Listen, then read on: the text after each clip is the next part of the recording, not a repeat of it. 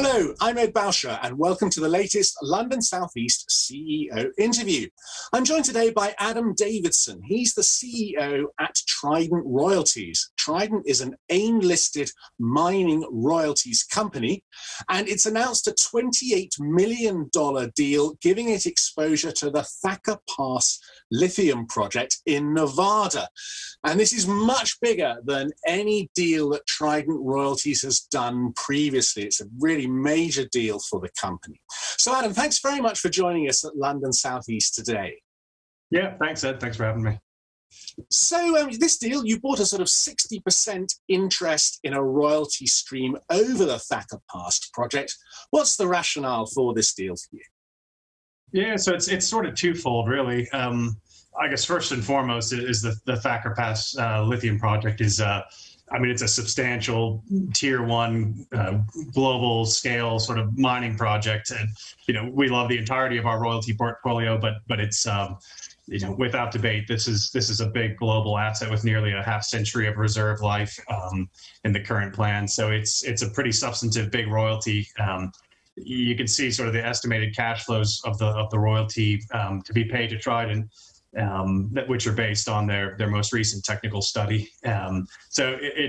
Which leads me to sort of the second key thing that it does for Trident. Obviously, the royalty business model is to build scale and diversification. It doesn't do you much good if you've only got sort of one big key royalty. You want to sort of spread the risk across multiple commodities, multiple jurisdictions and projects, and that's really where the scale of the royalty model lends itself to having that diversified revenue stream that supports a dividend and the ability to tap into leverage. All that comes from diversification. So with the acquisition of this royalty, not only does it add to our profile with regards to diversification, but it gets our market cap up closer towards the 100 million US range. So opens us up to new pools of capital, puts us in sort of a different scale in terms of offering to investors and the way we're treated by potential lenders, as well as counterparties on other deals. So there's this sort of quantitative, amazing to have a royalty over a tier one asset like this. And then there's the qualitative, it does quite a bit for the business as we're continuing to grow, because it's our 12th royalty that we've acquired since listing last June. And we listed with one royalty. So, and as you said, our most substantive royalty. So it does a lot for us on a qualitative basis as well. And just so we're completely clear on this royalty model, you never do, and you're not going to do any mining yourself. You're just going to get a percentage of the revenue from all these projects if and when they come on stream in the future, and some are already on stream now. That's the model, isn't it? That's exactly right. Yeah, that's the model. So we're not operating the mines. So most importantly, what that does for us is it's a very scalable business model. In the example of the Thacker Pass lithium royalty, we're going to monitor how the project progresses, and when it starts paying, we'll have it audited, from year to year, and those sorts of things. But really, the team is now freed up to go work on the next transaction. So royalty companies, sort of as a rule, generally have much lower sort of headcounts, and it's a very scalable business model where the G&A of the company, the cash burn, stays relatively stable, and as you're growing the revenue profile, you get this sort of outsized return with each subsequent deal.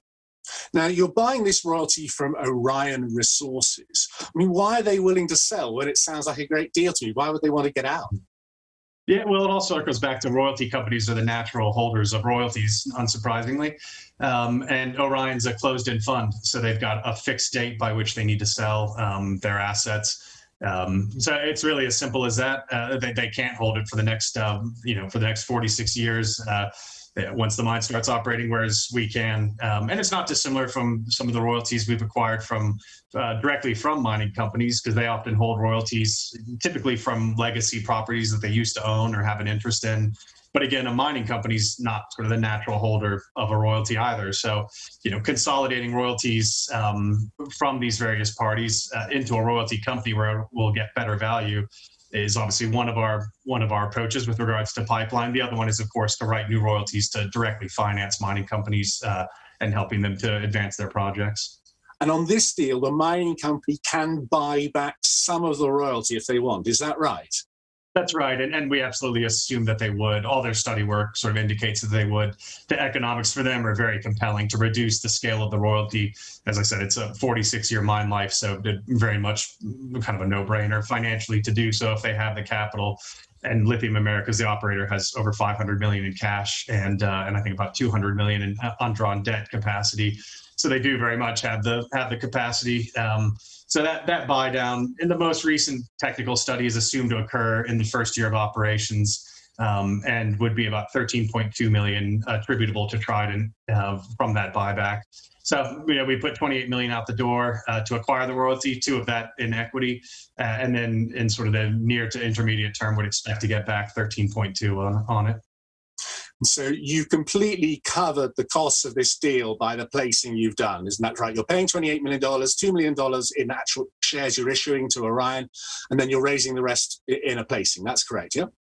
Yeah, that's correct. So we did a placing that was 28.1 million US, and then we did sort of an alongside retail offering so that we wanted to look after our shareholders and give them the opportunity to invest, that it's not sort of just the big institutions that get that opportunity. And that was fully taken up. In fact, it was oversubscribed. It was meant to be open for a 4-hour window, and we shut it down after 2, after as many times oversubscribed.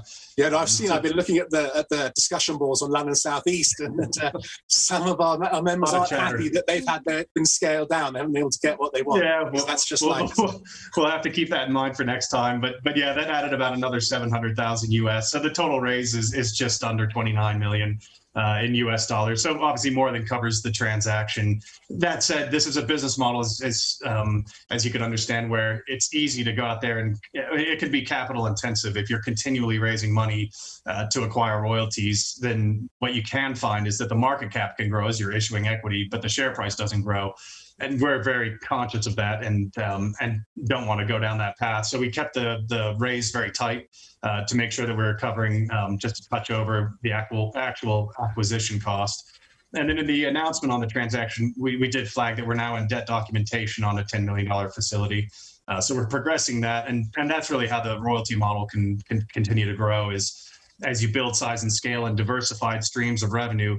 Well, that's something that banks can lend against. And as you continue to grow it, that facility can also expand and get larger, as well as the cost of it decreasing over time. So this would be the first step on that journey, but allows us to grow without sort of continually going out there and doing equity raises. So you're borrowing. So if you do another deal in the future, that would probably be funded by debt. It depends on the size, because we do have some balance sheet cash, but yes, the intent is that facility would be there such that we can start moving into that realm versus going straight back to the market. And are you expecting further royalty deals in the next year or so? Yeah, well, absolutely. Yeah, we did flag in the announcement that we're well advanced on a copper royalty. So would expect to get that one here in the near term. It's a smaller transaction, but that said is an asset that will be in production this year. And so we'd be really pleased to have a bit more paying copper exposure. So yeah, long-winded way of saying we're not going to be sitting on our hands. We'll continue to be very active. As I mentioned, we IPO'd in June last year with just one royalty. This is our 12th. That copper royalty would be our 13th. So we're hard at work here. So you mentioned copper. Before Thacker Pass, you had exposure through these different royalties: gold, iron ore, copper. Thacker Pass is adding lithium into the mix. Why? It's quite a popular, sexy metal at the moment, lithium. Why did you want to get exposure to that one? Well, it all comes back to our original strategy, which is really to build a royalty portfolio that's representative of the mining sector, because that's what we saw is really lacking in the space. Most of our peers are precious metals focused, and then we have a few that are everything except precious metals. But what we want Trident to be is an offering that gives almost an index fund-like exposure. So an investor can say, from my one single share of Trident Royalties, from a royalty perspective, I've got exposure to the full suite of mining commodities.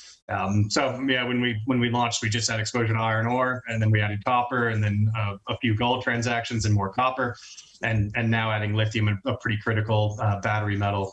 So we'll continue to want to expand both with regards to the depth of the individual commodities we have, as well as the breadth. So adding new commodities as we go. And you said you're expecting production to start at Thacker Pass in 2024. What's the risk of delays there, or is there a risk even of actually in the end no production at all? I mean, until a project's actually producing, I suppose there's always a degree of risk. The two key things with regards to a mine moving into development are, can it get its permits, and can it get financed to build? As I mentioned, this is a tier 1 asset, and so the phase 1 construction capex cost is nearly $600 million, and with phase 2, then it's over $1 billion according to the last study. So it is a big project, which is why we're so pleased to get a royalty over it.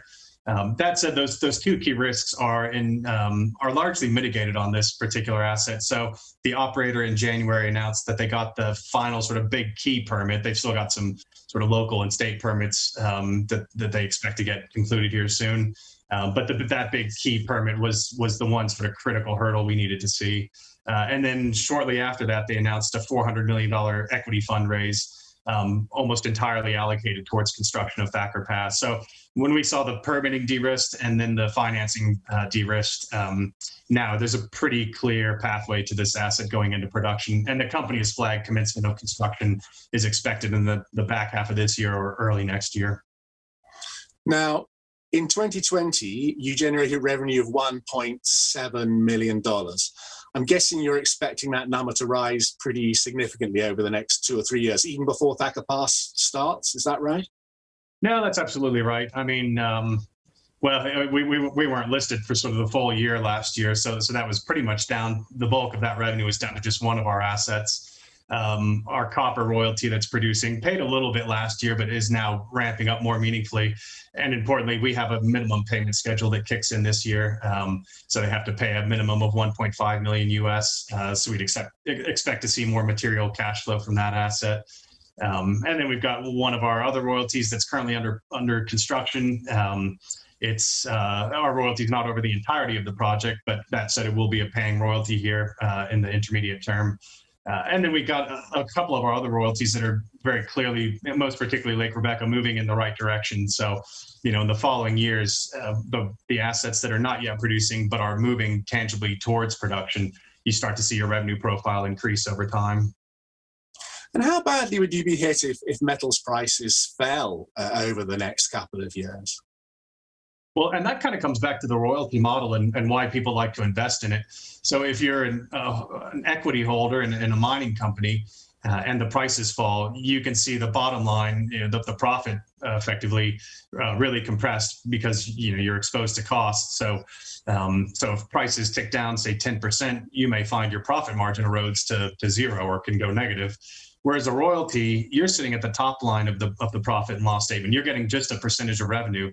So if prices go down 10%, obviously you're not thrilled. That said, your revenue goes down 10%. You're not exposed to the underlying operating costs, or at least only in a binary sense. If the mine becomes uneconomic, it could shut down. But outside of that, your sort of downside is much more risk mitigated relative to equity.